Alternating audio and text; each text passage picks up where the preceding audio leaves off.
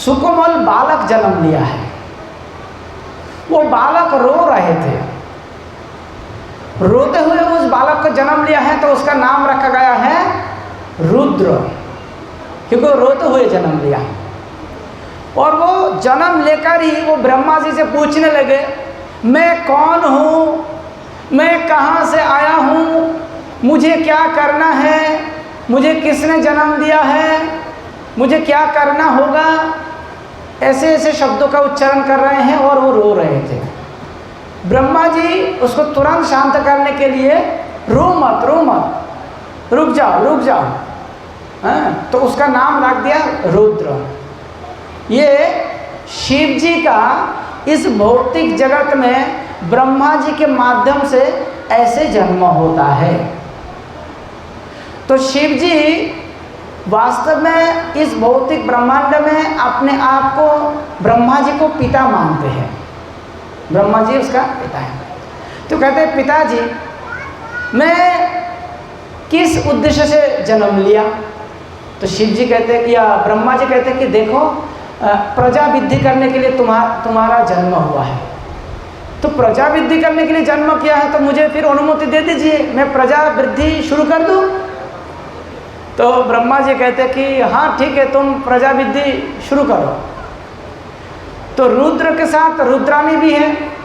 तो कहते हैं कि ब्रह्मा जी के द्वारा जो रुद्र आया है, तो वो रुद्र अपने आप को 11 रूपों में विस्तार कर लिया था। तो 11 रूपों का नाम क्या क्या है? मन्यु, मनु, महिनस, महान, शिव, ऋतुध्वज, उग्ररेता, भव, काल, वामदेव, धृतव्रत। ये 11 रुद्र हो गया। 11 रुद्र के साथ विवाह कराने के लिए 11 रुद्रानी भी है। धी, धृति, रसला, उमा, निजुत, सर्पी, ईला, अंबिका, इरावती, स्वधा और दीक्षा। श्रीमद् भगवद गीता में 10वें अध्याय में भगवान श्री कृष्ण कहते हैं कि रुद्रों में मैं शिव हूँ। ये भगवान का विभूति है। यानी कहीं ना कहीं कृष्ण के साथ शिव जी का एक गहरा नाता है। अब कैसा नाता है?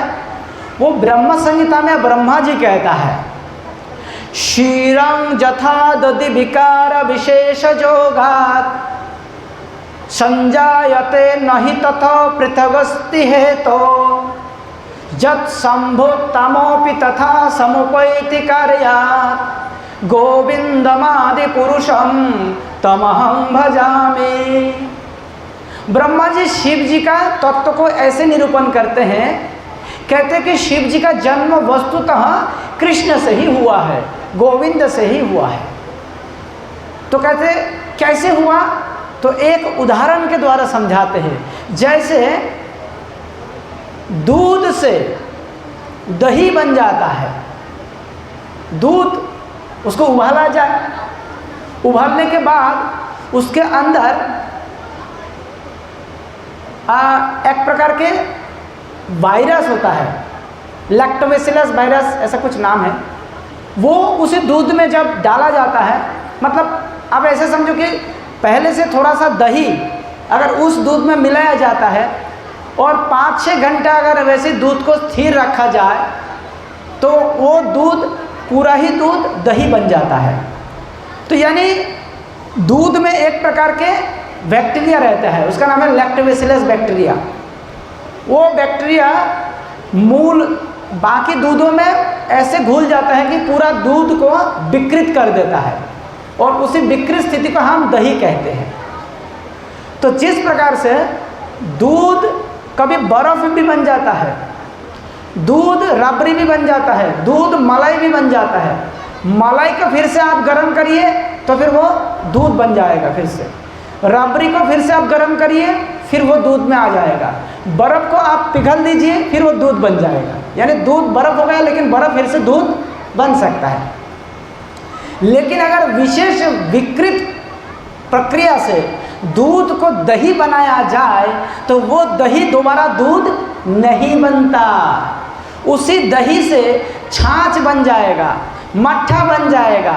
उसी दही को मंथन करके मक्खन बना लीजिए, उसी मक्खन को आप घी बना लीजिए, घी से आप कुछ और भी बना लीजिए, लेकिन दही फिर से दूध नहीं बनता है।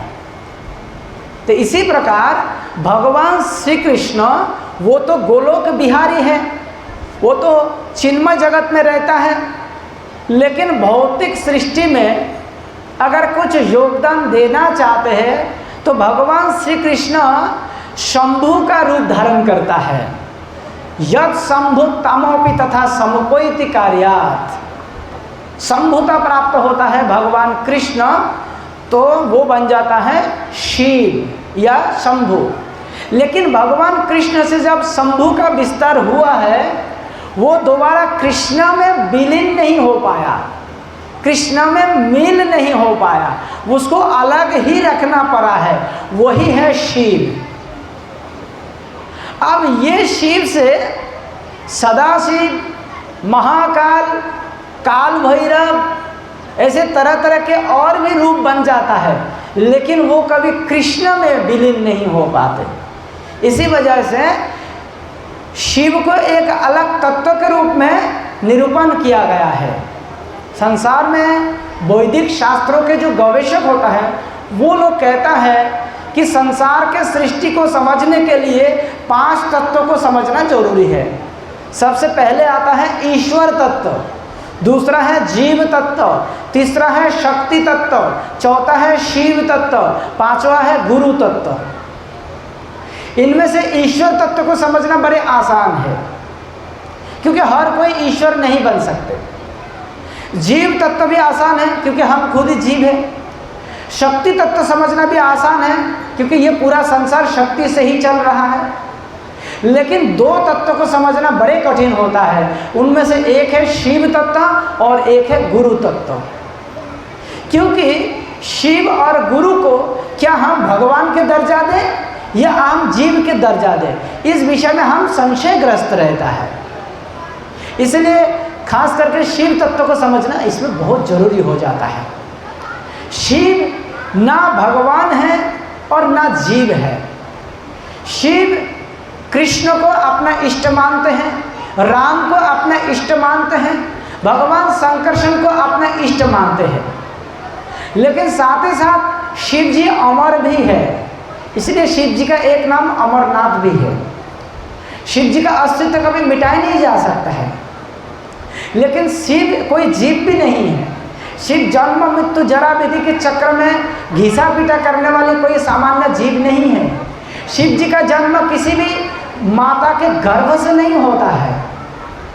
शिव जी स्वयं अजन्मा है, अजनी संभवा है, अजय है। जैसे ब्रह्मा जी अजय है, वैसे शिव जी भी अजय है, वैसे कृष्ण भी अजय है। गीता में कृष्ण खुद ही कहता है, अजो अपि सन्ना वयात्मा भूता नामे स्वरूपेशन प्रकृति साम अधिष्ठाय संभवामी आत्ममाया। तो शिव जी का जन्म भी शिव जी अपने हिसाब से कर लेता है, इतना शिव जी के पास शक्ति होता है। इसलिए शिव कोई जीव नहीं है। कोई कोई बोलता है जत्र जीव तत्र शिव, जितना जीव है उतना ही शिव है। नहीं भैया, जीव अलग होता है और शिव अलग होता है। शिव जो है वो एक ब्रह्मांड के अधिपति माने जाते हैं, लेकिन जीव वो कोई अधिपति नहीं है। वो भ्रमवश अपने आप को अलग अलग दायरे में रहकर अधिपति मानते हैं, मान्यते। क्यों मानते हैं? भगवद गीता 3 अध्याय श्लोक नंबर 27 में भगवान कहते हैं, प्रकृते क्रियमाणानि गुणै कर्माणि सर्वश अहंकार विमूढ़ आत्मा कर्ता अहम इति मन्यते। सारे कार्य तो भगवान प्रकृति के माध्यम से करवा लेते हैं, इसमें गुण ही सक्रिय भूमिका पालन करते हैं। लेकिन मिथ्या अहंकार के वशीभूत होकर जीव अपने आप को कर्ता मान बैठता है, ये उसका विमूढ़ता का परिचय है। इसलिए शिव वास्तव में एक अधिकारी है, वो वास्तव में एक नियंत्रक है, लेकिन उसका नियंत्रण कहाँ तक सीमाबद्ध है? एक ब्रह्मांड तक। एक ब्रह्मांड के अधिष्ठात्री देव शिव होता है और एक ब्रह्मांड के अधिष्ठात्री देवी दुर्गा होते हैं। लेकिन एक ही ब्रह्मांड सृष्टि का हिस्सा नहीं है।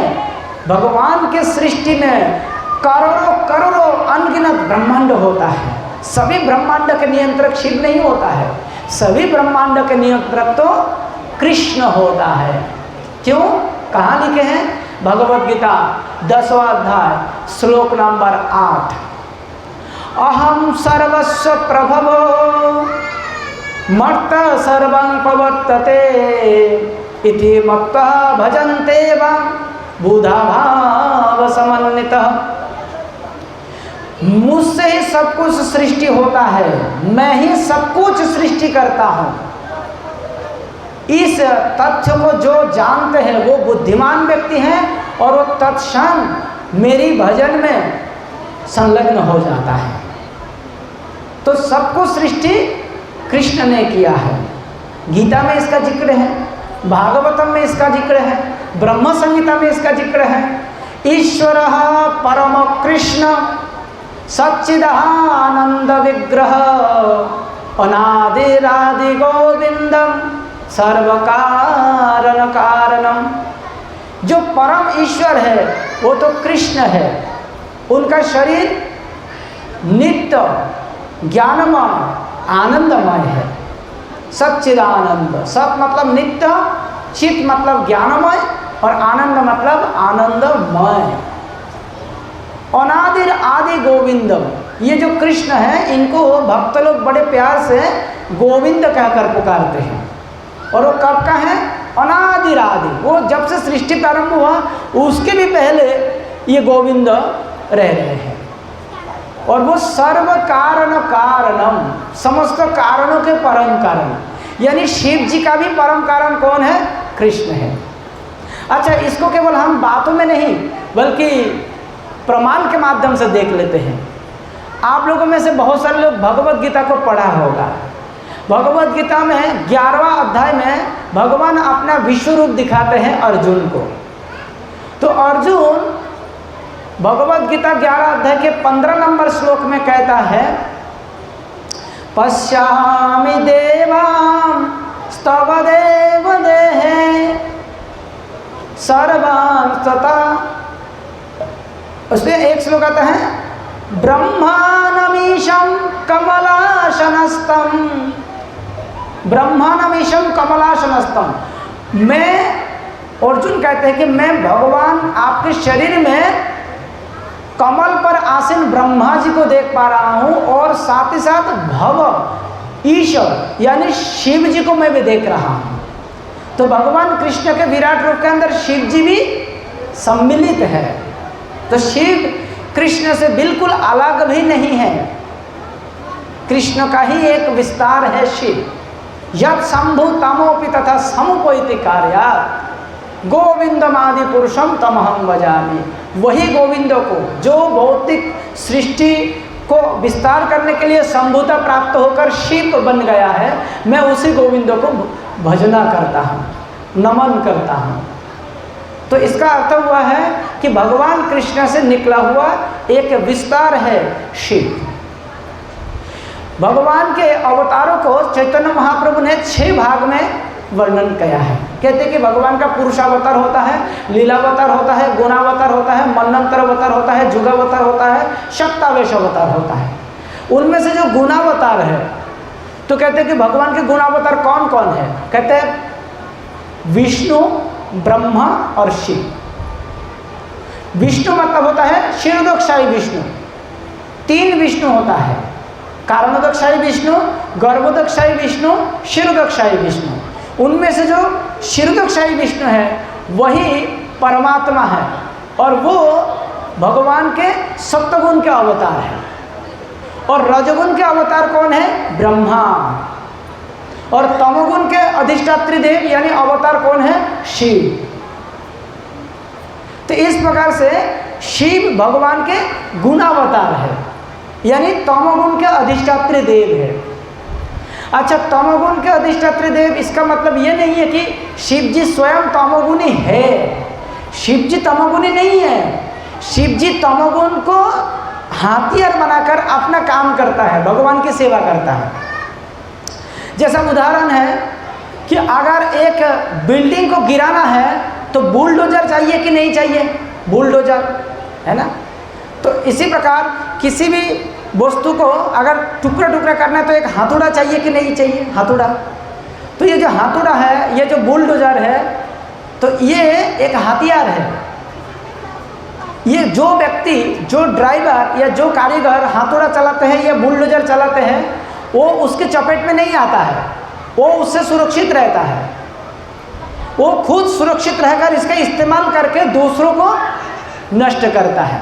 इसी प्रकार तमोगुण को इस्तेमाल करते हुए शिव जी ये भौतिक सृष्टि में जो कुछ कचरा है, जो कुछ अवांछित वस्तु है या जो भी अवांछित व्यक्ति है, उनको समाप्त करने का काम शिव जी करता है। यानी भगवान संकर्षण जब प्रलय कार्य साधन करते हैं उस समय शिव जी का सहारा लेते हैं, क्योंकि शिव जी का इष्ट देव ही भगवान संकर्षण है। तो इसीलिए शिव जी भगवान के सृष्टि में ध्वंस के काम करते हैं, लेकिन साथ ही साथ वो जीवों को भक्ति का मार्ग भी दिखाते हैं। श्रीमद् भागवतम के द्वितीय स्कंध में 3 अध्याय में किसकी उपासना करने से क्या फल मिलेगा, इसका वर्णन आता है। सुखदेव गोस्वामी उसका एक तालिका प्रस्तुत करते हैं।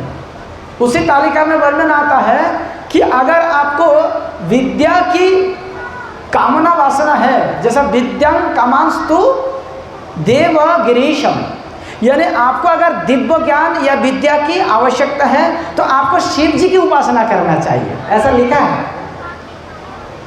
वहाँ पे सरस्वती का वर्णन नहीं है, शिव जी का वर्णन है कि दिव्य ज्ञान चाहिए तो आपको शिव जी की उपासना करनी चाहिए, ऐसा वर्णन है। मुझे भी पहले ये बात आश्चर्य लगा, लेकिन बाद में लगा कि अरे नहीं, ये तो सही है। शिव जी के आशीर्वाद के बिना, कृपा के बिना हम भगवत तत्व को नहीं समझ सकते हैं, क्योंकि शिव जी स्वयं ही एक ऐसा रहस्यमय तत्व है कि शिव जी के बारे में भी अगर हम नहीं जानेंगे तो भगवान के बारे में कैसे जानेंगे, असंभव है। और हम गलती से शिव जी को ही भगवान मान बैठेंगे, गलती से ब्रह्मा जी को ही हम भगवान मान बैठेंगे, तो ये दिक्कत हो जाएगा।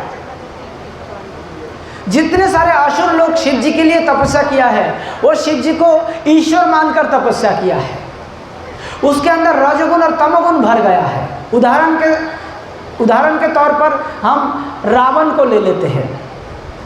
सब लोग जानते हैं कि रावण एक समय में ब्रह्मा जी का कठोर तपस्या किया, और यही रावण जिंदगी भर शिव जी का उपासना भी किया है, लेकिन परिणाम क्या हुआ, वो राम विरोधी बन गए। उसके अंदर सतगुण का विकास नहीं हुआ, रजोगुण और तमोगुण से उसका बुद्धि और उसकी चेतना दूषित हो गए थे। वो सीता माता और भगवान रामचंद्र के स्वरूप को नहीं समझ पाए।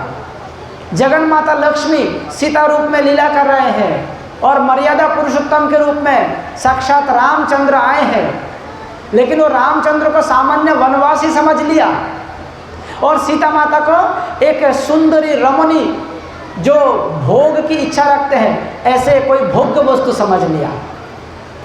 शिव जी का भक्त, शिव जी का शिष्य, ये दोनों में अंतर होता है।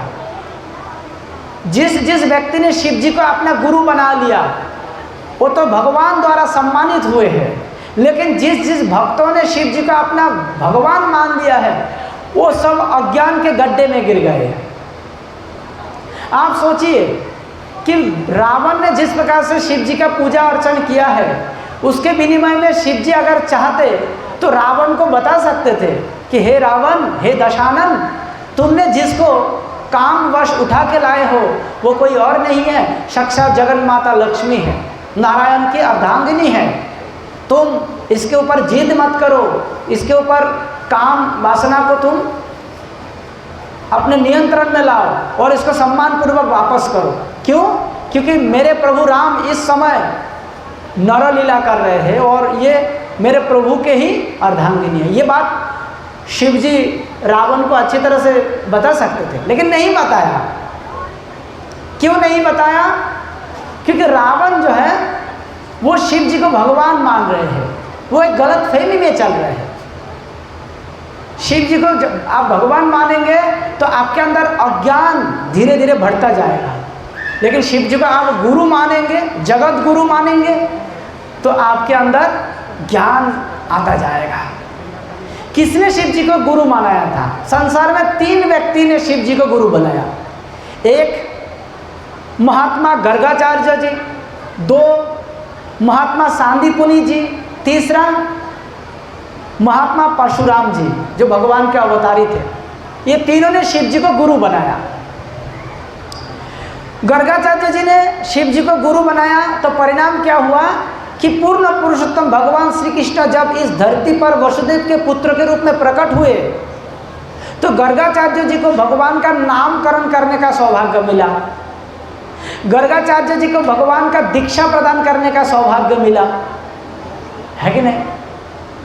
और सांदीपुनि मुनि वो शिव जी को गुरु बनाया। परिणाम क्या हुआ कि भगवान नंगे पैर में 6 महीना ब्रह्मचारी बनकर मथुरा से अवंतीपुरी यानी उज्जैन जाकर सांदीपुनि मुनि को शिक्षा गुरु बनाकर वहाँ पे उन्होंने विद्या अध्ययन लीला किया।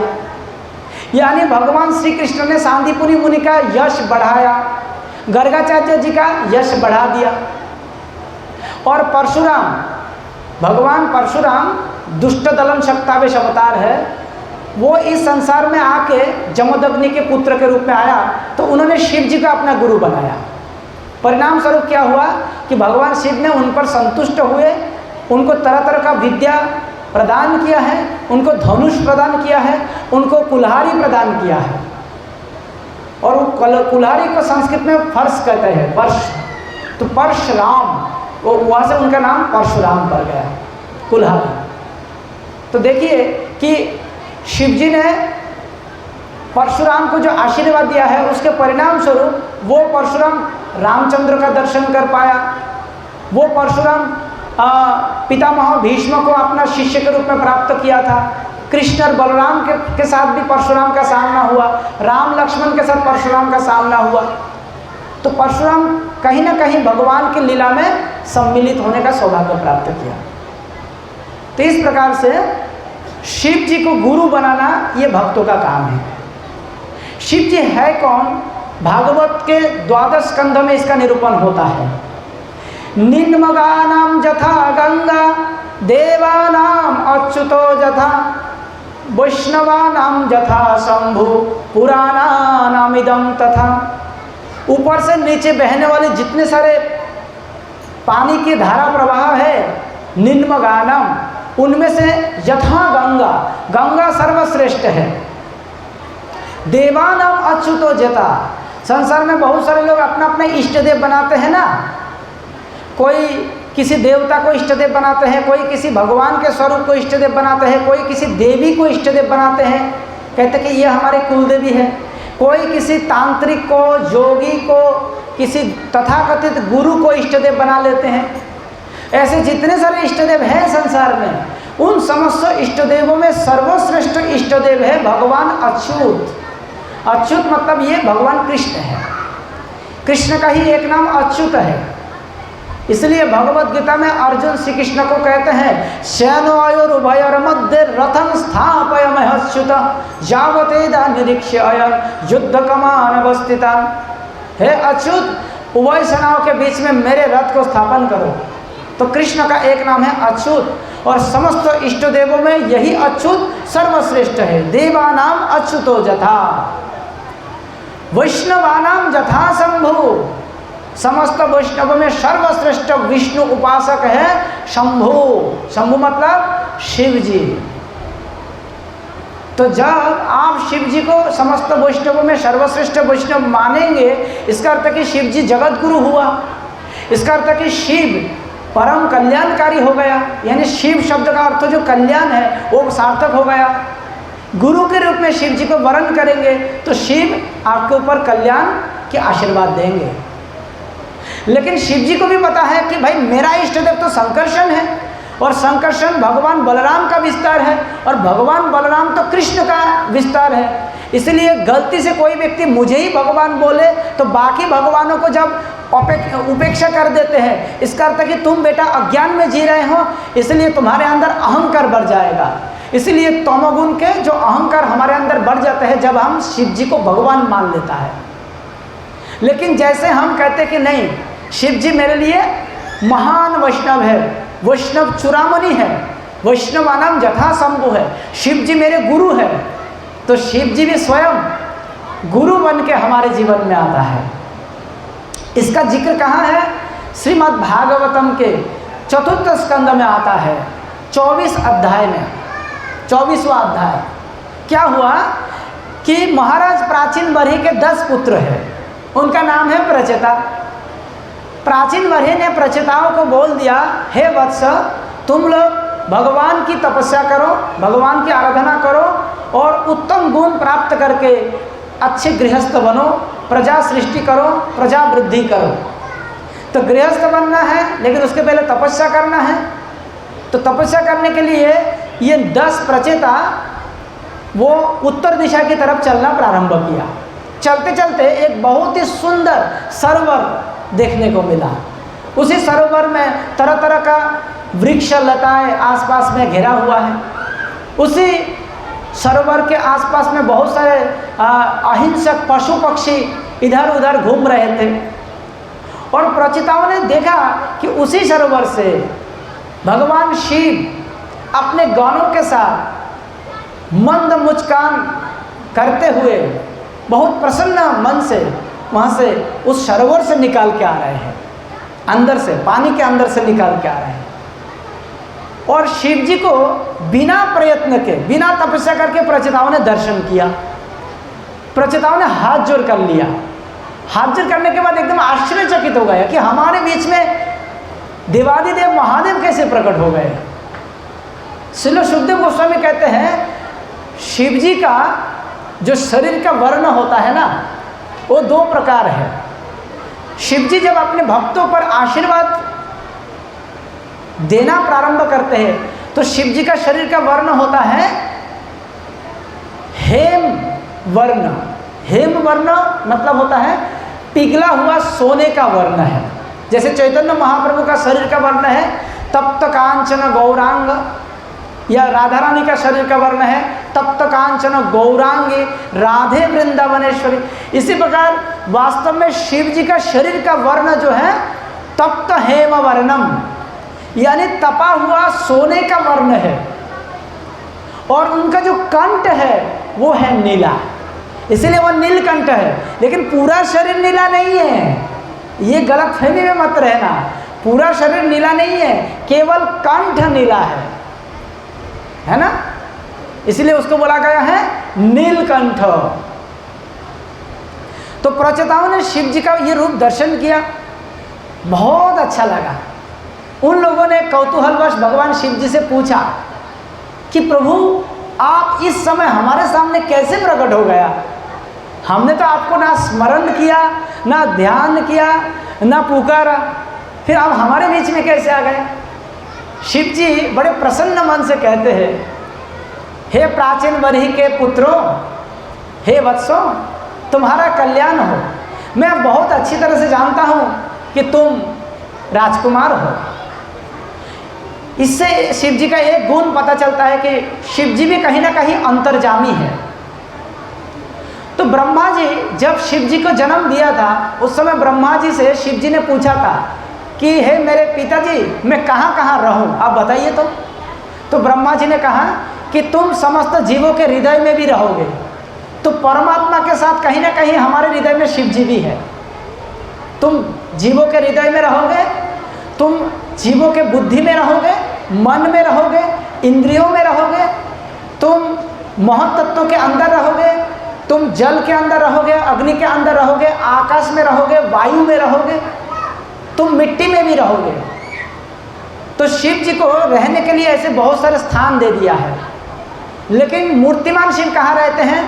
मूर्तिमान शिव तो कैलाश में रहता है, मूर्तिमान शिव इलावृत वर्ष में रहता है, मूर्तिमान शिव महाकाल धाम में रहता है, मूर्तिमान शिव सदाशिव लोक में रहता है, सदाशिव लोक। ऐसे अलग अलग स्थानों में मूर्तिमान शिव रहता है। और हमारे अंदर भी सृष्टि में कहीं ना कहीं शिव विराजमान है। तो प्रचेताओं को कहने लगे शिव जी कि मैं अच्छी तरह से जानता हूँ, क्योंकि मैं अंतर्दर्शी हूँ, अंतर्जामी हूँ, कि तुम लोग अच्छे प्रजा सृष्टि करने के उद्देश्य से पिता द्वारा आज्ञा प्राप्त करके इस सरोवर की ओर आए हो। मैं तुम्हारे इस प्रयास से बहुत प्रसन्न हूँ, तुम्हारा मंगल हो। हाँ सुनो, मैं तुम्हें मार्गदर्शन करना चाहता हूँ। क्या है कि ब्रह्मा जी ने जब प्रजा सृष्टि किया था, या मुझे भी सृष्टि किया था, 10 मुनि ऋषियों को सृष्टि किया था, तो ब्रह्मा जी ने उस समय उत्तम प्रजा सृष्टि करने के लिए हमें एक स्तुति पढ़ाया था। मैंने भी वो स्तुति कंठस्थ कर लिया। वो भगवान को प्रसन्न करने वाली स्तुति है। तो ये जो स्तुति है उसको श्रीमद् भागवतम में 4th स्कंद में 24वां अध्याय में रुद्रगीत नाम से जाने जाते हैं। ये स्तुति 32वां श्लोक से प्रारंभ 34वां श्लोक से प्रारंभ होकर बिल्कुल 68 नंबर श्लोक तक ये स्तुति चलता रहता है। ये शिव जी बताया है प्रचेताओं को, लेकिन इसमें वर्णन किसका आते हैं? इसमें वर्णन आता है भगवान श्री कृष्ण का। भगवान श्री कृष्ण का सबसे पहले तो उसने करीब 34 से लेकर 44 नंबर श्लोक के अंदर 11 श्लोकों में केवल नमो नमः नमो नमः नमो नमः नमो नमः नमो नमः बार बार नमस्कार करते हैं। तो शिव जी किसका नमस्कार कर रहे हैं? शिव जी कृष्ण का नमस्कार कर रहे हैं।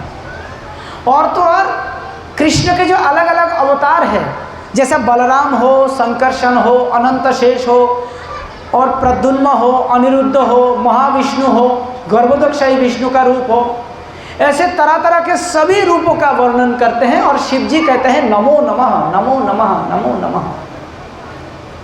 उसमें भगवान का जो अद्भुत वर्णन आता है, मैं खुद पढ़ के मुझे भी अच्छा लगा कि देखो शिव जी कितना निष्कपट भाव से भगवान का स्तुति कर रहे हैं। इसके बाद शिव जी रूप का वर्णन प्रारंभ करता है। करीब 4-5 श्लोकों में शिव जी भगवान के दिव्य रूप का वर्णन करता है। शिव जी कहते हैं हे प्रभु, आपके जो चरण कमल के नाखून है वहाँ से जो ज्योति निकालते हैं, वही ज्योति वास्तव में सूर्य और चंद्रमा की प्रभा है। देखिए सूर्य और चंद्रमा का तेज क्या है, और चंद्रमा का प्रभा कितना क्या बोलते उसको शीतल है, और सूर्य का प्रभा कितना तेजवान है। तो ये दोनों तेज जो है भगवान के चरण कमल के नाखून से उत्पन्न होता है। और भगवान के जो चरण के जो छप है वो तो धरती देवी, वो तो बलि महाराज स्वयं कितना आकांक्षा करते हैं। गयासुर उसके लिए लालायित रहता है, भगवान के चरण चिन्ह। कालिया के ऊपर जब भगवान के चरण चिन्ह रखा गया तो कालिया निर्भय हो गया, नहीं तो कालिया के ऊपर तो गरुड़देव का शिकंजा था। इसलिए भगवान के चरण चिन्ह भी अत्यंत शुभ प्रदानकारी होता है। फिर शिव जी कहते हैं प्रभु, आपने जो पीताम्बर पहने हैं, पीताम्बर पीत वस्त्र बहुत अच्छा लगता है प्रभु। उसके ऊपर जो कोमर में आपने आभूषण पहना है वो भी कितना अच्छा लगता है। आपका घुटना, आपका जांग, आपका कोमर, आपका नाभि, आपका उदर, वो हो कितना सुंदर। एक एक चीज़ का शिव जी वर्णन करता है, मानो शिव जी दूरबीन लगा के भगवान को निहार रहे हैं। हे प्रभु, आपका जो वक्षस्थल है और वक्षस्थल में जो श्रीवत्स चिन्ह है, कौस्तुभ मुनि है, पद्मराग मुनि है, और जो वैजयंती माला है, ओहो कितना सुंदर लगते हैं प्रभु, बहुत ही दिव्य है प्रभु। आपके जो 4 भुजाएं हैं जिसमें आपने शंख चक्र गदा पद्म धारण करके रखते हैं, कितना सुंदर लगता है। उनमें से 2 चीज़ तो आप दुष्टों को सबक सिखाने के लिए रखा है, सुदर्शन चक्र और गदा, और 2 चीज़ रखा है भक्तों को आशीर्वाद देने के लिए, शंख और कमल पद्म। और आपका जो ये जो हाथ है, आपका जो अंगुली है, नाखून है, सब बहुत ही सुंदर है। यहाँ पे आपने आभूषण पहने हैं, आभूषण पहने हैं, गले में आभूषण पहने हैं, बहुत सुंदर लग रहे हैं प्रभु। फिर भगवान के गर्दन, कंठ, गर्दन, स्कंध, भगवान के घुंघराले बाल, भगवान के कान, कानों में मकराकृत या मीनाकृत कुंडल, भगवान के हंसमुख चेहरा, भगवान के दांत की पंक्ति, भगवान के अधर और ओष्ठ और अधर, भगवान के सुगढ़ नाक, भगवान के मतलब कमल के पंखुड़ी जैसे भगवान के नेत्र, भगवान के आंखों से तिरछी चतबन, तिरछ करके देखने का जो भगवान का शैली है कितना मनमोहक है। भगवान के कपाल में बहुत ही सुंदर तिलक लगा हुआ है। भगवान के सिर पर मुकुट है, रत्न जटित मुकुट। ये सब शिव जी को कितना सुंदर लग रहा है। शिव जी भगवान के रूप से ललायित हो गया, मोहित हो गया। शिव जी कहते हैं कि प्रभु ऐसा रूप को दर्शन करके ऐसा कौन होगा जो आपकी उपासना नहीं करेगा? कौन ऐसा मूर्ख होगा जो आपके रूप के अलावा किसी दूसरा रूप देखने के लिए वो इच्छा प्रकट करेगा? ऐसा कौन है? फिर शिव जी आगे चल के कहते हैं, हे प्रभु आप त्रिगुणातीत है, आप मायाधीश है, आप भौतिक प्रकृति के परे हैं, आप सबको बांध के रखते हैं लेकिन आप किसी के बंधन में नहीं आता है।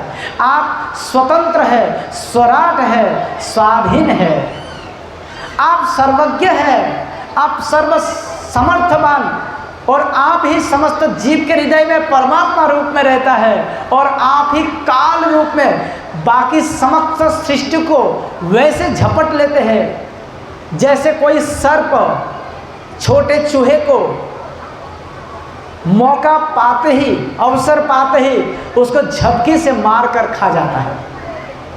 आपके सामने कोई नहीं टिक पाता है।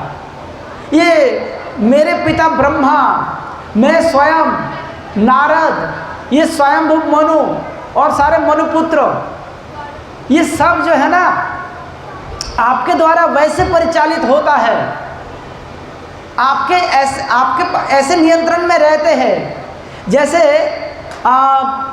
कोई व्यक्ति वो जो गाय या बैल या भैंस को नाक में एक छोटा सा रस्सी डालकर जहाँ तहाँ घुमाने के लिए लेके चले जाते हैं कि नहीं?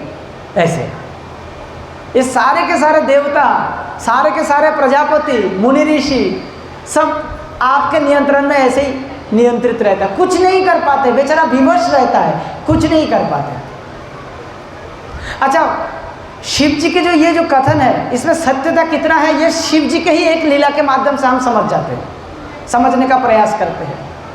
एक बार क्या हुआ, भगवान समुद्र मंथन के बाद जब अमृत उठा था तो उस अमृत को लेकर देवता और असुरों के बीच में द्वंद्व हो गया।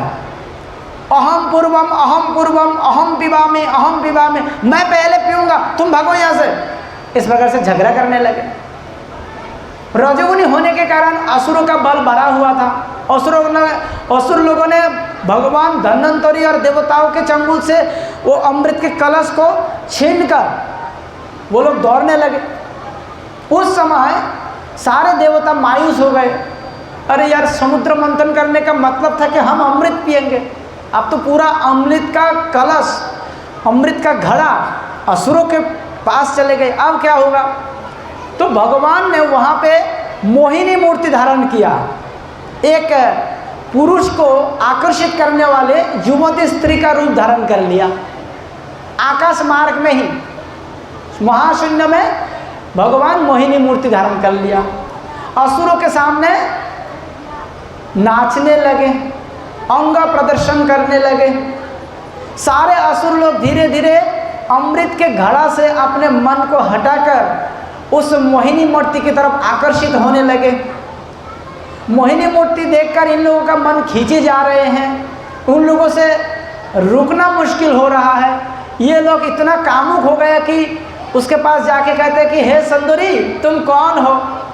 तुम्हें देख के लगता है कि तुम बहुत ही सदाचारी हो, श्रेष्ठ कुलीन परिवार के कोई लड़की होंगे।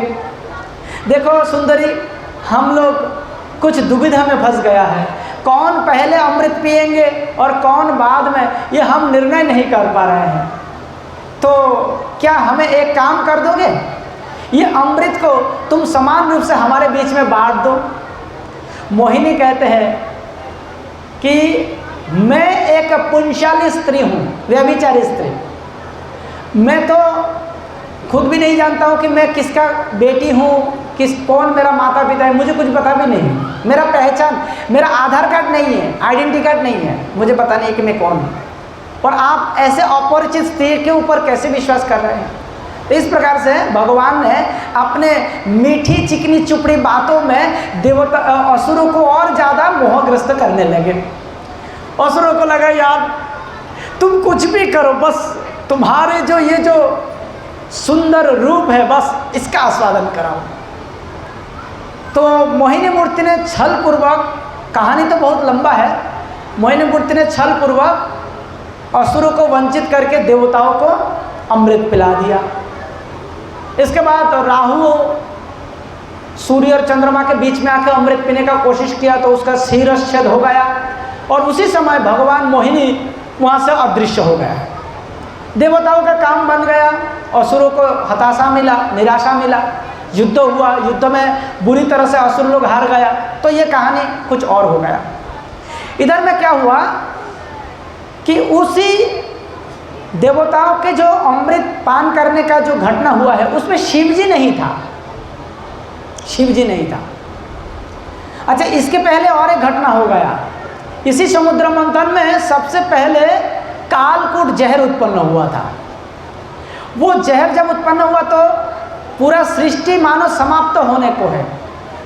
ऐसे में सारे देवता त्राही माम चिल्लाने लगे। भगवान अजित ने देवताओं को सलाह दिया कि तुम लोग एक काम करो, देवादिदेव महादेव के पास शरणागत हो जाओ, वो अमर है, वो मरेगा नहीं।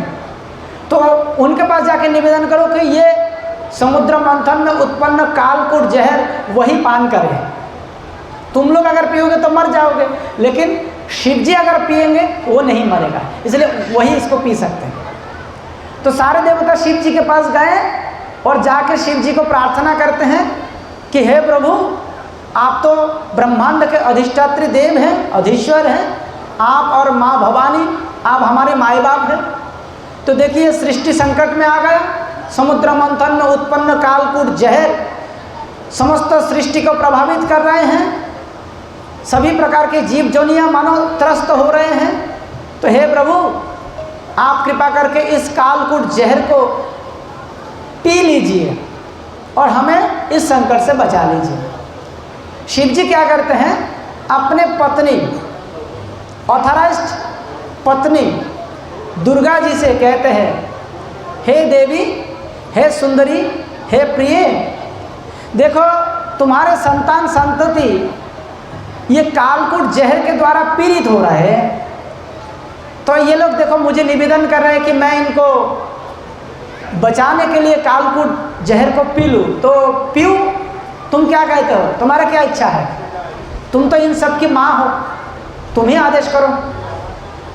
तो माँ भवानी ने आदेश दे दिया, जाइए स्वामी, सबको बचाने के लिए आपको अगर जहर भी पीना पड़े तो आप पी सकते हैं, मेरा पूरा अनुमति है, क्योंकि मैं जानती हूँ कि आप स्वयं अमर है। इसमें एक प्रमाण और भी होता है कि शिव जी का अमरता का सबूत मिल गया कि शिव जी कितना भी जहर पी ले फिर भी वो मरेगा नहीं। तो शिव जी ने देवताओं के रिक्वेस्ट पर, भगवान के कहने पर शिव जी ने कालकूट जहर पी लिया। लेकिन इस जहर को कहाँ रखा? अंदर में नहीं घुसाया, अंदर में परमात्मा रहता है, कंठ में धारण किया था, इसलिए भगवान क्या हो गया? नीलकंठ। बाहर भी नहीं रखे, अंदर भी नहीं रखे, केवल कंठ में रखे। तो कहते हैं शिव जी हमारे गुरु हैं, समस्त वैष्णवों में चूड़ामणि है। तो इस घटना से हम क्या सीख सकते हैं? संसार में ऐसे बहुत सारे उल्टा सीधा बातें हैं जो हमें बाहर में भी उजागर नहीं करना चाहिए और अंदर में दम घुट के मरना भी नहीं चाहिए, उसको कंठ में ही रखना चाहिए, बस यहाँ तक। तो नीलकंठ से हमें ये शिक्षा लेना चाहिए, कोई भी अनुपयुक्त बातें हमें बाहर में नहीं फैलाना है और अंदर में ही नहीं रखना है, उसको कहाँ रखना है? कंठ में ही रखना है। अब वो शिव जी विष पीते समय तो देवताओं द्वारा आमंत्रित हुआ था, लेकिन अमृत के पीने के मामले में वो देवता लोग इतना स्वार्थ पर निकला कि कोई भी देवता शिव जी को निमंत्रण नहीं दिया कि आओ विष पीने, पिए थे और अब अमृत भी पियो, नहीं, किसी ने निमंत्रण नहीं किया। और इसी चक्कर में क्या हुआ कि भगवान शिव ने वो मोहिनी मूर्ति का दर्शन नहीं कर पाया। और मोहिनी मूर्ति वास्तव में बहुत ही भयंकर थी, जो देवता और असुरों को सबके अंदर काम उत्पन्न कर दिया था, सबका मन और बुद्धि को चंचल और अस्थिर कर दिया। वो मोहिनी मूर्ति का दर्शन शिव जी ने नहीं किया। तो शिव जी एक बार कैलाश से अपने सपत्निक यानी विथ वाइफ, अपने पत्नी के साथ में लेकर, नंदीश्वर आदि अपने चेला चपटियों को भी साथ में लेकर, चलो चलो भगवान का विभूति का दर्शन करेंगे। भगवान का एक नया रूप हो चुका है, हमने उसका दर्शन नहीं किया है, चलिए हम उसको जाके दर्शन करते हैं। तो शिव जी आ जाता है श्वेत द्वीप में, जहाँ पे भगवान कारणोदक्ष क्षीरोदक्षाई विष्णु के रूप में अवेलेबल सर्वत्र रहता है, वहाँ पे हमेशा रहता है। वो भगवान का ऑफिशियल रूप है। कोई भी मिलेंगे तो सबसे पहले क्षीरोदक्षाई विष्णु के पास जाके मिलते हैं। तो शिव जी भी गए और जाके भगवान से कहते कि प्रभु प्रणाम। तो भगवान भी कहते कि तथास्तु। देवादिदेव महादेव अटल बिहारी, कैसे आना हुआ, सब ठीक ठाक है ना, सृष्टि में सब बढ़िया है। शिव जी कहते कि आपके आशीर्वाद से सब तो बढ़िया है, परंतु प्रभु मैं एक आरजी लेके आया हूँ। कौन सा आरजी? मैंने सुना कि सांप्रतिक आपने अमृत वितरण करते समय एक सुंदरी स्त्री का रूप धारण किया है, तो मुझे देखने का इच्छा है, क्योंकि वो भी आपका एक अवतार है। भगवान कहते कि अरे शिव जी, आप कहाँ इस चक्कर में फंस गए हैं। वो तो मैंने असुरों को नितांत भ्रमित करने के लिए और देवताओं को छल से अमृत पिलाने के लिए मैंने तत्कालिक एक ऐसा रूप धारण किया है। वो अगर तुम देखोगे तो तुम्हारा दिक्कत हो जाएगा। नहीं प्रभु, देखूंगा, ब्लू फिल्म देखना है, इच्छा हो गया। तो भगवान कहते कि ठीक है, बाद में जो कुछ होगा उसके लिए मुझे मत गाली मत देना, है ना, बदनाम मत करना कि ये क्या कर दिया। ठीक है, कोई बात नहीं। तो शिव जी को भगवान ने बोला कि ठीक है, तुम थोड़ी देर के लिए आंखें बंद कर लो। तो शिव जी ने आंखें बंद किया, और आंखें बंद करने के साथ साथ पूरा वहाँ के जो दृश्य है वो चेंज कर दिया भगवान ने अपने योग माया के द्वारा। पूरा दृश्य चेंज। वहाँ पे एक सुंदर बगीचा, उसमें तरह तरह का वृक्ष है, तरह तरह का फूल फल लता गुलमय, अहिंसक पशु पक्षियों का गुंजार हो रहे हैं, अद्भुत हवा बह रहे हैं, मृदु मंद हवा बह रहे हैं। और शिव जी पीछे ना पार्वती को देख रहे हैं, ना नंदीश्वर को देख रहे हैं, किसी को भी नहीं देख रहे। शिव जी अपने आप को एकला देख रहे हैं।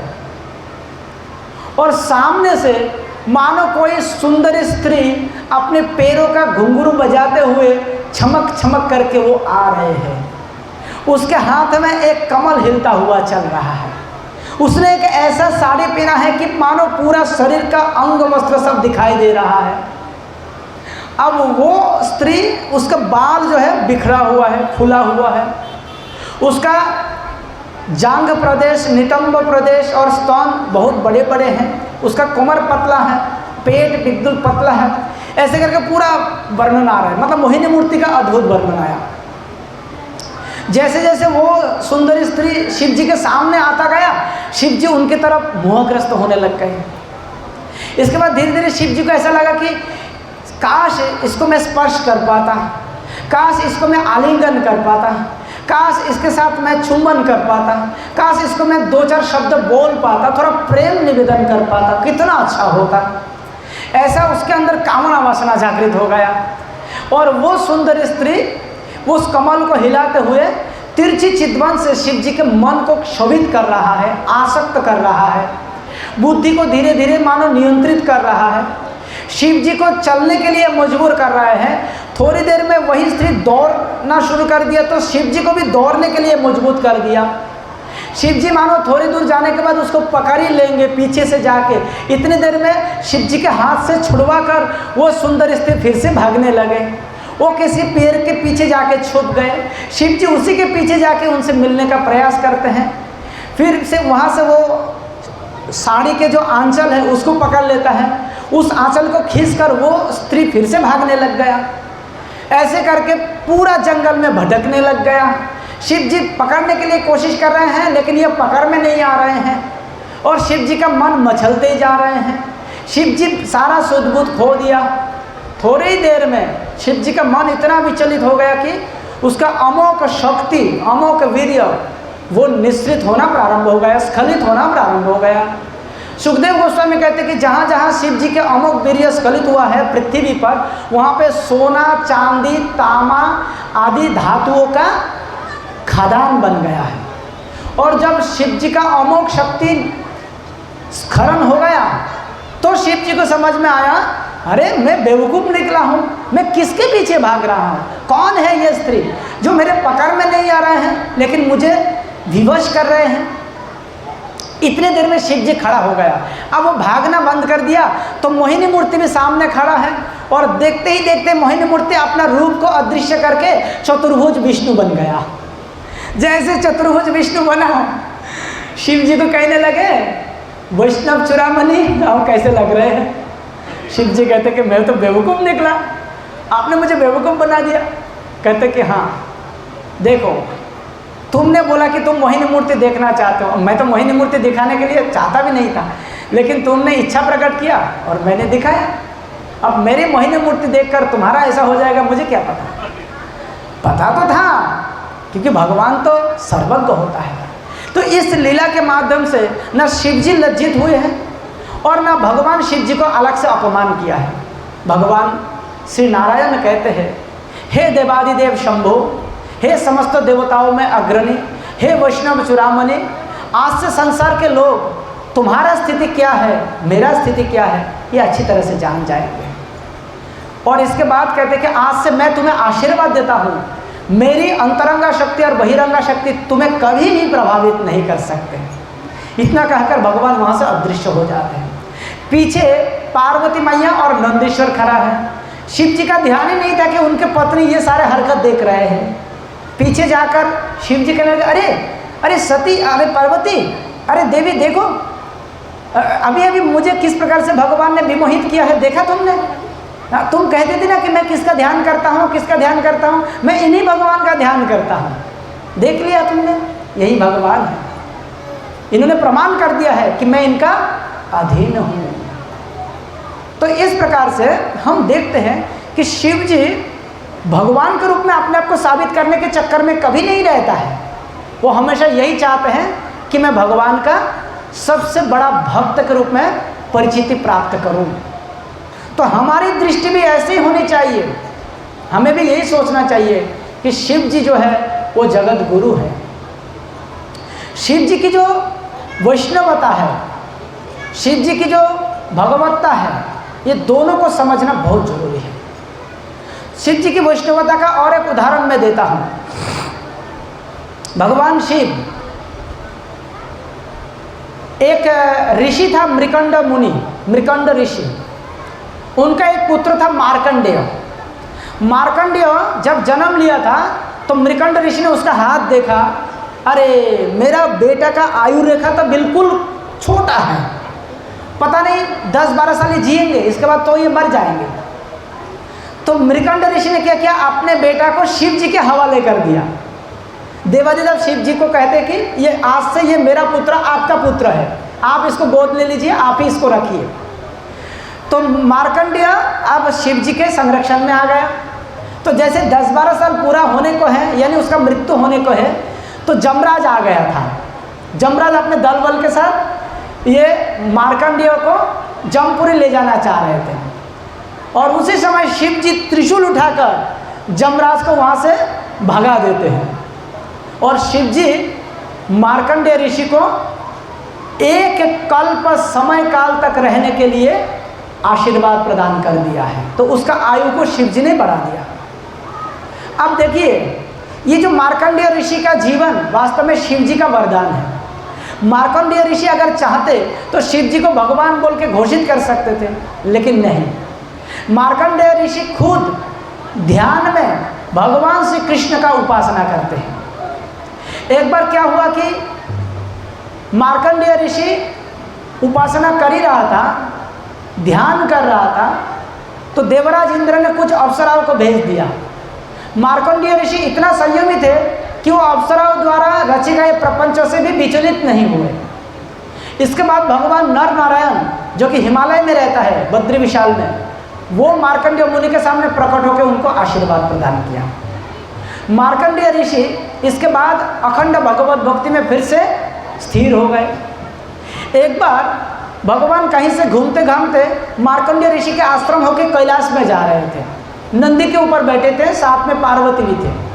शिव जी कहने लगे, देखो सुंदरी, मेरे जो दत्तक पुत्र हैं मार्कंडेय उधर तपस्या कर रहे हैं भगवान की, चलो उनसे थोड़ा मिल लेते हैं। तो पार्वती और शिव जी दोनों मार्कंडेय मुनि के सामने आकर ध्यान से देख रहे हैं कि मार्कंडेय मुनि तो भगवान के ध्यान में मग्न है। तो शिव जी ने क्या किया, मार्कंडेय मुनि के हृदय से वो परमात्मा को हटा दिया थोड़ी समय के लिए, और एकदम मार्कंडेय मुनि आंखें खोलकर देखने लगे कि अरे परमात्मा कहाँ चले गए। फिर देखा कि सामने भगवान शिव और माँ भवानी विराजमान है, खड़ा है। मार्कंडेय मुनि अपने आसन छोड़कर साष्टांग दंडवत प्रणाम किया और शिव जी को कहने लगे, हे प्रभु, हे मेरे नाथ, हे मेरे स्वामी, आपको यहाँ पे कैसे आगमन हो गया। तो फिर शिव जी कहते हैं, तुम स्वस्थ तो है ना। बोले हाँ। तो कहते कि तुम भगवान की भक्ति में सदा तन्मय रहते हो और मैं साधु संग करना चाहता हूँ। दरअसल रुद्रगीत में शिव जी खुद कहता है कि हे प्रभु, हमें आशीर्वाद दीजिए कि हम आपके शुद्ध भक्तों का हमेशा संगति करने का सौभाग्य लाभ करें। तो मार्कंडेय मुनि भगवान का एक शुद्ध भक्त है, इसीलिए शिव जी बिना बुलाए, बिना निमंत्रण के, बिना प्रार्थना के मार्कंडेय मुनि के सामने आकर कहते कि मैं तुम्हारे साथ कुछ समय रहना चाहता हूँ, तुम्हारे मुख से मैं कुछ हरि कथा सुनना चाहता हूँ। दरअसल तुम भगवान हरि के बारे थोड़ा बताओ। फिर मार्कंडेय मुनि भगवान के विषय में कुछ सुंदर स्तुतियाँ सुनाते हैं शिव जी को। शिव जी प्रसन्न हो जाते हैं और पार्वती माता को कहते हैं कि मार्कंडेय जैसे शुद्ध भक्त, निष्काम भक्तों का संग करने के लिए मैं पूरा ब्रह्मांड में घूमता रहता हूँ, ये मुझे बहुत अच्छा लगता है। शिव जी का पूरा ब्रह्मांड में घूमने का दो कारण है, एक जो सदाचारी है उसका संग लाभ करना, और जो दुराचारी है उसको दंड देना है। ये दोनों ही शिव जी का काम है। शिव जी ने एक दुराचारी को दंड दिया भी था। किसको, कब? ब्रह्मा जी के प्रथम कल्प में शिव जी का एक भाई था दक्ष। इसी दक्ष का 17 कन्या थी, 16 कन्या। उनमें से सबसे छोटा कन्या का नाम सती थी। और सती का विवाह ब्रह्मा जी ने शिव जी को कहा कि एक काम करो दक्ष, तुम्हारी छोटी बेटी को शिव जी को दे दो, शिव जी का विवाह होना जरूरी है, शिव जी को दे दो। दे दिया। अब क्या हुआ, इसके बाद दक्ष को ब्रह्मा जी ने समस्त प्रजापतियों के अध्यक्ष बना दिया। जब अध्यक्ष बनाया तो एक बहुत बड़ा सभा का आयोजन हुआ है। उसी सभा में अध्यक्ष महोदय यानी दक्ष प्रजापति पधारेंगे। पहले से बहुत सारे देव देवताओं का आसन कुर्सी लगा हुआ है, जैसा इधर में लगा हुआ है ऐसे ही। उनमें से एक आसन पर शिव जी बैठा हुआ था और दूसरे आसन पर ब्रह्मा जी बैठा हुआ था, और तीसरे आसन को खाली रखा है दक्ष प्रजापति को बैठने के लिए। तो सभा में जब दक्ष प्रजापति प्रवेश किया है, उस समय 2 व्यक्ति छोड़ के बाकी सब खड़ा हो गया और कहने लगे, प्रजापति दक्ष की जय हो, प्रजापति दक्ष की जय हो, देवादिदेव दक्ष की जय हो। दक्ष तो बड़ा खुश था, लेकिन जब देखा 2 व्यक्ति मेरे आगमन से कुर्सी छोड़ के खड़ा नहीं हुआ तो दक्ष को अपमान लगा। उनमें से एक तो उसका पिताजी ब्रह्मा ही था, तो कोई बात नहीं, पिताजी ने मुझे अध्यक्ष बनाया है, वो अगर अपने सिंहासन से नहीं भी उठे तो चलता है, कोई दिक्कत नहीं। लेकिन दूसरा जो है शिव, वो क्यों नहीं उठा? वो तो मेरी छोटी लड़की की दामाद है, मैं उसका ससुर हूँ, उसको तो चाहिए कि वो कुर्सी छोड़कर हाथ जोड़कर मेरे सामने मीठा वचन से बोले, पिताजी, ससुर जी प्रणाम। बोलना चाहिए था कि नहीं चाहिए था? लेकिन कुछ नहीं बोला, चुपचाप बैठे हैं और उसका चेहरा में हंसी है। ऐसा लग रहा है कि मुझे उपहास कर रहे हैं, बैठे बैठे मुस्कुरा रहे हैं, मतलब मुझे अपमान कर रहे हैं। तो दक्ष जी शिव जी से इस प्रकार से द्रोह करना प्रारंभ कर दिया। यहाँ पे शिव जी वो तो निर्वैरम शांत विग्रहम, वो तो किसी से वैर नहीं करता है, शत्रुता नहीं करता है, और वो शांत मूर्ति है, ध्यान में मानो बैठे हैं। लेकिन उसके उस स्वभाव को देखकर भी दक्ष को अच्छा नहीं लगा। दक्ष ने क्या किया, उसने सबकी ध्यान आकर्षित करने के लिए चिल्ला चिल्ला कर कहने लगे, हे सम्मानित अतिथि वृंदो, अभी अभी आप लोगों के सामने मुझे किसी ने बड़े बुरी तरीके से अपमान किया है और मैं इस अपमान को सहन नहीं करूंगा। याद रखिएगा, मैं झूठ मूठ के कोई लांछन नहीं लगा रहा हूँ, मैं ईर्ष्यावश किसी को गाली गलौच नहीं कर रहा हूँ, मैं जो उचित है उसी को आपके सामने रखना चाहता हूँ। सारे सभासद, सारे देवता, सारे मुनि ऋषि लोग आजू बाजू में देखने लगा, अरे यार दक्ष प्रजापति का अपमान किसने कर दिया, कब कर दिया, हमने तो कुछ नहीं किया, हम तो खड़ा होकर हाथ जोड़ के उनका जय जयकार कर रहे हैं, अपमान कब हो गया। फिर दक्ष ने खुद उल्लेख करना शुरू कर दिया, समस्त देवताओं में अधम, जिसको आप लोग शिव नाम से जानते हैं, वही देवताओं में अधम शिव, जिसका आंखें बंदर की आंखें जैसा होता है, वो शिव ने मुझे अभी अभी बड़ी सभा में अपना कुर्सी छोड़ के सम्मान प्रदर्शन नहीं करते हुए मुझे अपमान किया है, क्योंकि मैं उसका दामाद हूँ। मेरी छोटी बेटी जिसकी आंखें हिरण के आंखें जैसा मृगनयनी है, ऐसे मेरी सुंदरी लाडली कन्या मैं ब्रह्मा जी के कहने पर इस बंदर के आंखें वाले शिव जी से दिया था, और विनिमय में ये मुझे आज सम्मान नहीं दे रहा है, मेरे सम्मान के खिलवाड़ कर रहे हैं, ऐसा मैं कदापि सहन नहीं करूँगा। ये जो देखो मैं इसके बारे में बता रहा हूँ और ये हंस रहे हैं, ये चुपचाप बैठे हैं। अरे थोड़ा सा तो प्रतिवाद करो, थोड़ा सा तो अपने आप को निर्दोष साबित करने का प्रयास करो, कुछ भी नहीं कर रहे हैं। इसका अर्थ ये है कि इसके दिमाग में कुछ कूट भरा है, कुछ जटिलताएं हैं। ऐसा दक्ष चिल्ला भी रहा है और सोच भी रहा है, जबकि शिव जी ऐसा बिल्कुल नहीं था। शिव जी वो तो एक हिसाब से ईश्वर तत्व है और दक्ष जो है वो जीव तत्व है। अगर शिव जी दक्ष के तरफ हाथ जोड़ करके स्तुति करेगा ना, तो दक्ष का शरीर तत्क्षण वहाँ पे नष्ट हो जाएगा, क्योंकि ईश्वर तत्व कभी जीव तत्व को अगर सम्मान करे ना, तो जीव तत्व उस सम्मान को झेल नहीं पाता है। लेकिन इस तत्व से अनजान दक्ष घमंड के कारण, अहंकार के कारण वो शिव जी का अनादर प्रारंभ कर दिया, उसको गाली गलौज करने लग गया। किसने बोला है कि ये शिव है, किसने बोला कि ये कल्याणकारी है, ये तो शमशान में रहता है, ये तो भूत प्रेतों का वो स्वामी बनकर घूम रहा है, ये भूतनाथ है, भूतपति है, सारे प्रेतात्मा भूतात्मा सब इनका चेला चपाटी है। और ये 7-7 दिन तक नहाते भी नहीं है। देखो इसका बाल जटाजूट हो गया है, ठीक ढंग से कपड़ा भी नहीं पहनता है, गले में नरमुंड माला पहन के घूमता है। अब देखो इसके पास एक त्रिशूल लगा हुआ है, जिसको देख के हर कोई डर जाता है, और तो और उसके गले में देखो सांप झुला हुआ है, लपटा हुआ है, क्या है यार है? और शरीर में साबुन शैम्पू नहीं लगाते हैं, बल्कि मनुष्यों के हड्डी को जो जलाकर जो राख बनाया जाता है, उसी राख से ये अपने शरीर को लपेटना शुरू कर देता है। साबुन शैम्पू नहीं लगाते, ना सेंट फेंट लगाते हैं, इसलिए ये तो अपवित्र है।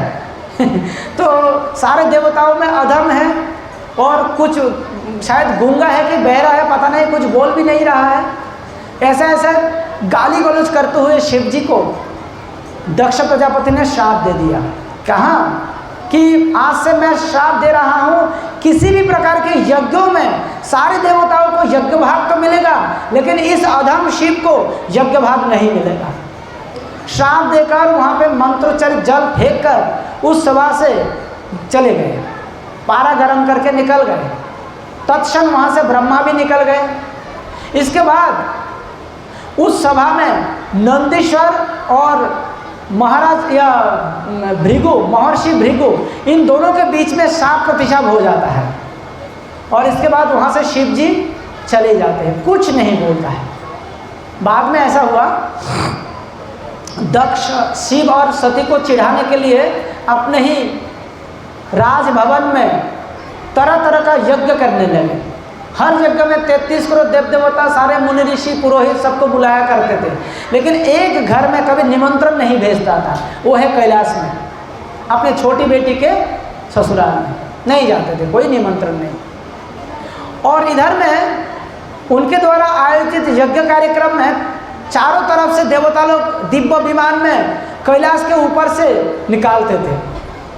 तो जब माता सती देखते थे, आप लोग कहाँ जा रहे हो, सारे देवता ऊपर से कहते थे कि हम लोग आपके पिताजी के घर जा रहे हैं यज्ञ हवन देखने के लिए। ओ, आप लोगों को निमंत्रण मिला है क्या? बोले हाँ। तुम लोगों को नहीं मिला? बोले नहीं। तो फिर जाना चाहिए ना। इतना कहकर देवता लोग कहते कि चलिए चलिए, आप लोग भी चलिए, हमारे देवादिदेव महादेव को कहिए तो आपको लेके आपके मायका में आ जाए। तो सती जाके अपने पति से कहते हैं, हे मेरे स्वामी, आपने एक बात सुनी है क्या? क्या? हमारे पिताजी बहुत बड़े यज्ञ कर रहे हैं, सारे देवताओं को निमंत्रण कर रहे हैं, हमें चलना चाहिए वहाँ पे। देखो सुंदरी, तुम्हारे पिताजी यज्ञ कर रहे हैं, मुझे भी जाना चाहिए, बात तो सही है, लेकिन मैं नहीं जा सकता हूँ। क्यों? क्योंकि तुम्हारे पिताजी के साथ मेरा विरोध हो गया है। तुम्हारे पिताजी मुझे पसंद नहीं करता है, मुझे देखने से वो चिढ़ जाते हैं, इसलिए मैं सोचा कि मैं नहीं जाऊँगा। नहीं नहीं, निमंत्रण की क्या ज़रूरत है, और हो सकते हैं छोटे मोटे अनबनी, लेकिन हमारे पिताजी मुझे बहुत प्यार करते हैं, मैं उनका छोटा बेटी हूँ, और मैं जब जाऊँगी अपने मायका में तो मुझे गहना कपड़ा मिलेगा, आभूषण मिलेगा, अच्छा लगेगा, बहुत सारे बहनों से मेरा मुलाकात भी हो जाएगा, अच्छे बुरे सारे बातचीत भी करेंगे, हंस परिहास करेंगे, चलना चाहिए स्वामी, चलना चाहिए। फिर शिव जी कहते कि नहीं, मैं तो चलता था, लेकिन तुम्हारे पिता अगर मुझे ईर्ष्या नहीं करते तो मेरे पिताजी आपसे क्यों ईर्ष्या करते हैं? क्योंकि उनके जो सभा था, उसी सभा में मैंने उठा नहीं था, इसलिए वो चिढ़ गए। तो आप क्यों नहीं उठा उनकी उपस्थिति में?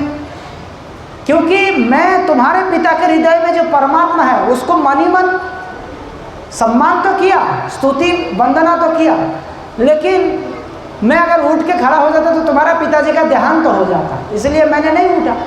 लेकिन इस बात को वो समझ नहीं पाए, उसने इसको अपना अपमान समझ लिया और मुझे उपेक्षा करना प्रारंभ कर दिया, मुझे गाली गलौज करना प्रारंभ कर दिया। तो इसलिए मैं नहीं जा सकता हूँ।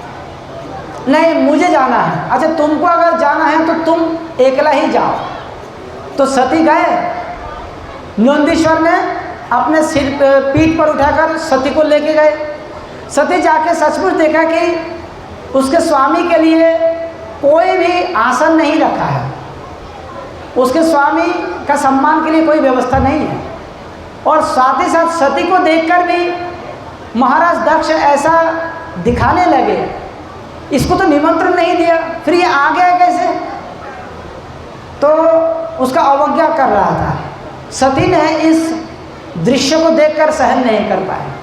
वो कहते हैं, हे पिताजी, मैंने आपके इस आचरण से बहुत दुखी हुआ हूँ। आप दरअसल मेरे स्वामी के विषय में कुछ नहीं जानते हैं, आप अज्ञ हैं, आप उनकी भगवत्ता, उनके प्रभाव को नहीं जानते हैं।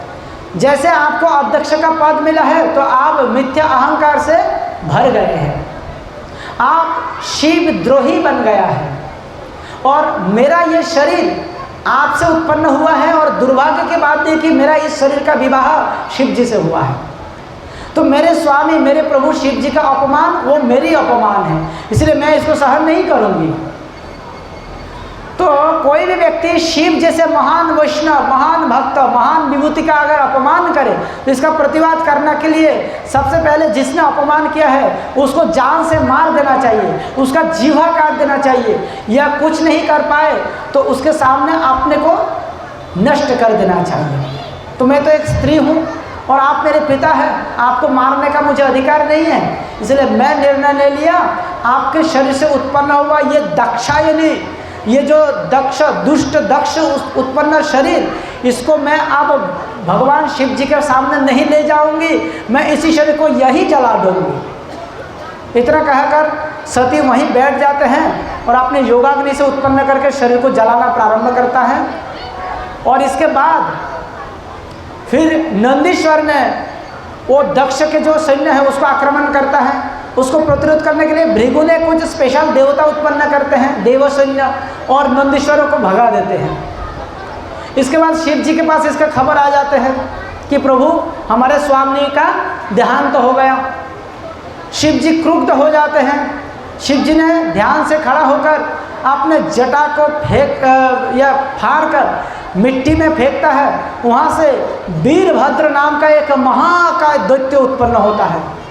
वो समस्त भूत प्रेतों के अधिनायक बन जाते हैं। शिव जी से कहते हैं कि हे मेरे प्रभु आदेश कीजिए, मुझे क्या करना है। शिव जी ने कहते हैं कि जिस दुष्ट दक्ष ने मेरे प्राण प्रिया सती का जान ले लिया है, जाओ उसी दुष्ट दक्ष के यज्ञ सभा को तहस नहस कर दो, उसको उचित दंड दो। वीरभद्र अपने गणों के साथ अब गए उस कहाँ कनखल में है, कनखल में वहाँ पे गए। जाकर वहाँ पे सबसे पहले सारे स्त्रियों को वो महल के अंदर धमकी मार के उनको महल के अंदर जाने के लिए बाध्य कर दिया। फिर जितने सारे सैन्य थे उनको मारना प्रारंभ कर दिया। जितने सारे पुरोहित थे उनको पिटाई करना प्रारंभ कर दिया। जो भृगु है उनका दाढ़ी को ऐसे नोच के फाड़ दिया। और जो भग नामक एक देवता था उसका दोनों आँखें का गुलटी जो है वो नोच लिया है। पूषा नाम का एक देवता था, उसका दांत के दोनों पंक्ति को उखाड़ के फेंक दिया। और दक्ष जो था उसको भी पिटाई करने लगे और बाद में उसको तलवार से काटने का प्रयास हो रहा था। लेकिन दैववाणी हुआ कि ये तलवार से सामान्य रूप से काटा नहीं जाएगा। इसको जहाँ पे बकरा बलि दिया जाता है उसी जुपकाष्ठ में ये दक्ष के सिर को घुसाकर वो खड्ग से उसको बलि दिया जाएगा तो ही वो मरेगा। और वीरभद्र ने यही किया था। इस प्रकार से दक्ष के जो सिर है उसको हवन कुंड के दक्षिण भाग में फेंक कर और वो हवन कुंड में पेशाब करके हवन कुंड को बुझा दिया और पूरा सबको नष्ट करके टेंट फेंट फाड़ के तोड़ के वहाँ से फिर चले गए। इस प्रकार से देवता लोगों ने देखा कि ये दक्ष द्वारा आयोजित यज्ञ तहस नहस हो गया, देवताओं को यज्ञ भाग भी नहीं मिलेगा। सारे देवता नाराज हैं, सारे प्रजापति दुखी है। और ब्रह्मा जी के पास ये खबर गया कि आपका पुत्र दक्ष का अंत हो गया, अब प्रजा कैसे बढ़ेगा। तब ब्रह्मा जी कहते हैं कि आप लोग शिव जी को खामखा क्यों चिढ़ाया। और दक्ष भी कितना गलत निकला, देखो उसको अध्यक्ष बनाया और वो झूठ अहंकार से शिव जी का द्रोह करने लग गया। और शिव जी को गुस्सा नहीं होगा तो कौन होगा। चलो सब लोग मिलकर शिव जी को संतुष्ट करते हैं। तो सारे देवता कैलाश में आते हैं। शिव जी उस समय शांत होकर बाकी सारे महात्माओं के बीच में भागवत प्रस्तुत कर रहा था। सारे देवता वहाँ पे जाकर शिव जी का स्तुति करते हैं। शिव जी को प्रसन्न करके कहते कि प्रभु हमने जाने अनजाने में अपराध कर दिया, आपको नाराज कर दिया, आपके प्राण प्रिय पत्नी को देह त्याग करने के लिए मजबूर कर दिया गया, बहुत बड़ा अनर्थ हो गया प्रभु।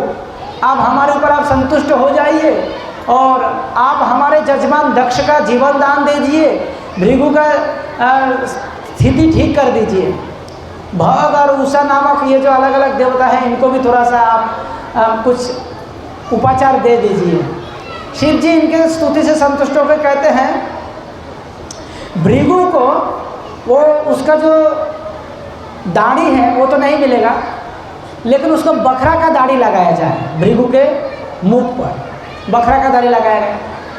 और ये जो दक्ष है उसको बकरा का सर लगाया जाए। तो एक बकरा का सर काट के दक्ष को फिर से जिंदा किया गया।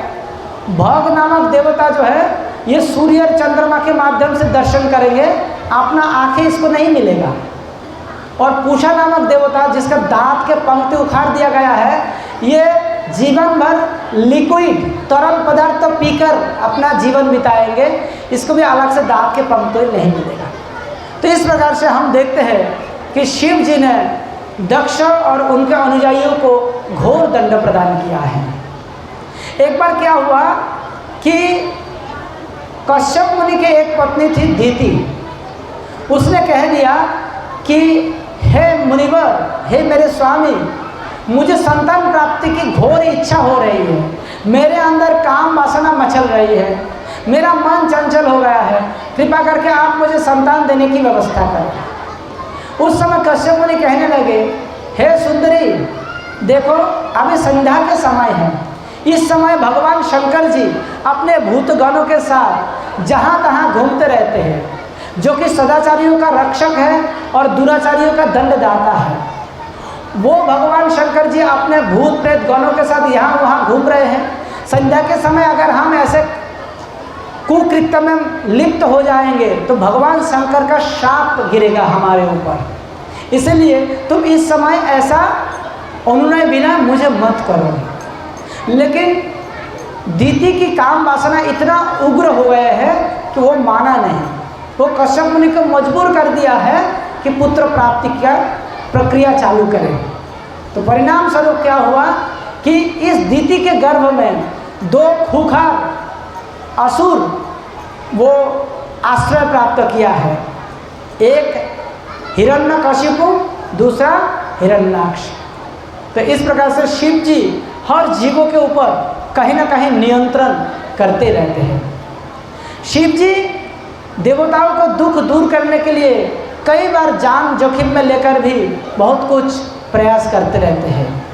एक बार की बात है, समस्त असुर लोग एक असुरों के विश्व इंजीनियर मैदानव के सहारे में 3 अलग अलग पुर निर्माण करवाया।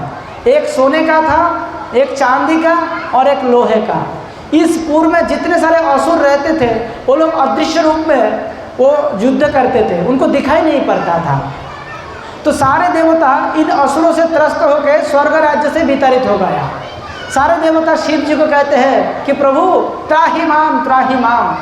शिव जी ने उस समय एक रथ पे आरूढ़ होकर उसने उन तीनों पुरी को ध्वंस करने का प्रयास किया, लेकिन वो ठीक से दिखाई नहीं देता था, बादलों में छुप जाता था। शिव जी हताश हो गया और शिव जी जैसे कुछ असुरों को मार देता तो मैदानव ने उस पुरी के अंदर एक कुंड निर्माण किया, अमृत कुंड। तो मरा हुआ सारे असुरों को जब अमृत कुंड में फेंका जाता था तो उससे वो बच जाता, फिर से वो युद्ध करने के लिए वापस आ जाता। तो शिव जी इससे परेशान हो रहा था। उसी समय शिव जी ने भगवान कृष्ण को ध्यान किया, हे प्रभु, देवताओं को बचाने के लिए, देवताओं को सहायता करने के लिए मैंने संकल्पबद्ध हुआ हूँ, लेकिन मैं खुद इन असुरों द्वारा परास्त हो रहा हूँ। मैं कैसे इनको मारूंगा, कैसे इनको समाप्त करूंगा? आप मुझे बुद्धि दीजिए, सहायता कीजिए। भगवान श्री कृष्ण ने ब्रह्मा जी को एक गाय का बछड़ा बनाया और खुद भगवान एक गौ माता का रूप धारण करके उस अमृत कुंड में जाकर सारा अमृत को पी गए हैं। अब इसके बाद शिव जी को भगवान ने एक अद्भुत विश्वजित नाम का रथ प्रदान किया है। उसमें भगवान ने एक धनुष प्रदान किया है शिव जी को। उस धनुष का नाम है पिनाक, इसलिए शिव जी का एक नाम है पिनाक पानी या पिनाकी।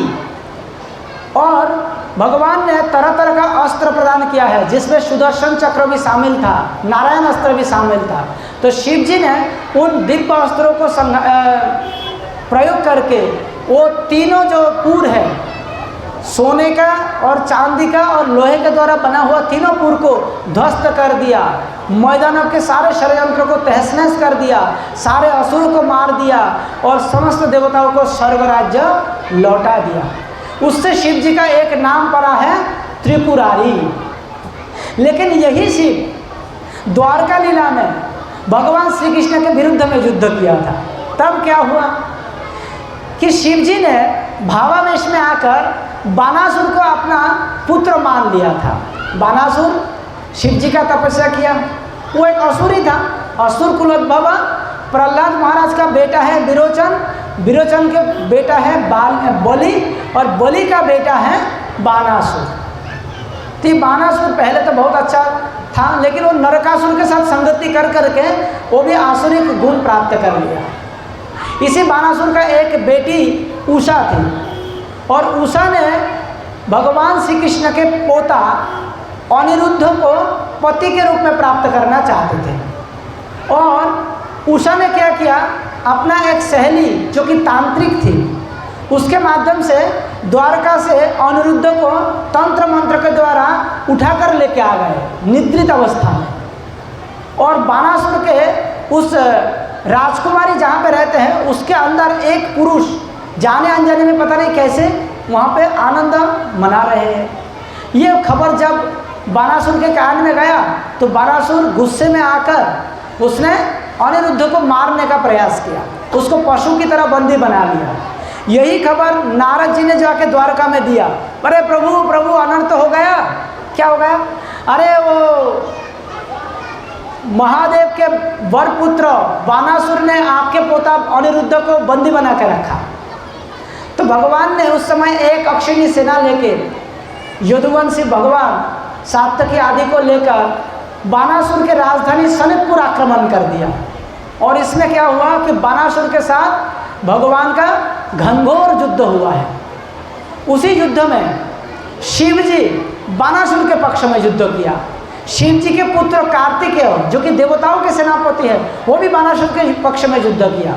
तो बानासुर स्वयं सात्यकी के साथ युद्ध किया और शिव जी कृष्ण के साथ युद्ध किया। और ये जो प्रद्युम्न है वो कार्तिक के साथ युद्ध किया। घनघोर युद्ध हो रहा था। उसी युद्ध में शिव जी को बहुत बुरी तरह से हारना पड़ा। सुदर्शन चक्र के सामने शिव जी के सारे अस्त्र शस्त्र, बानासुर के सारे अस्त्र शस्त्र और सारे उसका इंद्रजाल सब समाप्त हो गए, कुछ भी नहीं टिका। बाद में जैसे भगवान ने सुदर्शन चक्र घुमाकर बानासुर के सामने आ रहे हैं, शिव जी दौड़ दौड़ कर हाथ जोड़ करके द्वारकाधीश भगवान से कहते, प्रभु शांत हो जाइए, प्रभु शांत हो जाइए, रुक जाइए प्रभु। क्यों? आपने वचन दिया था महामति प्रहलाद को कि इस वंश के किसी को आपने नहीं मारेंगे। तो ये बानासुर जो है ये प्रहलाद के वंश का है, आप इसको मत मारिए प्रभु, ये मेरे एकांत भक्त है। तो भगवान कहते हैं, हे गिरीश, हे देवादिदेव, देखिए किसी भी असुर का आप अगर भक्त मानोगे तो यही दुर्दशा होगा।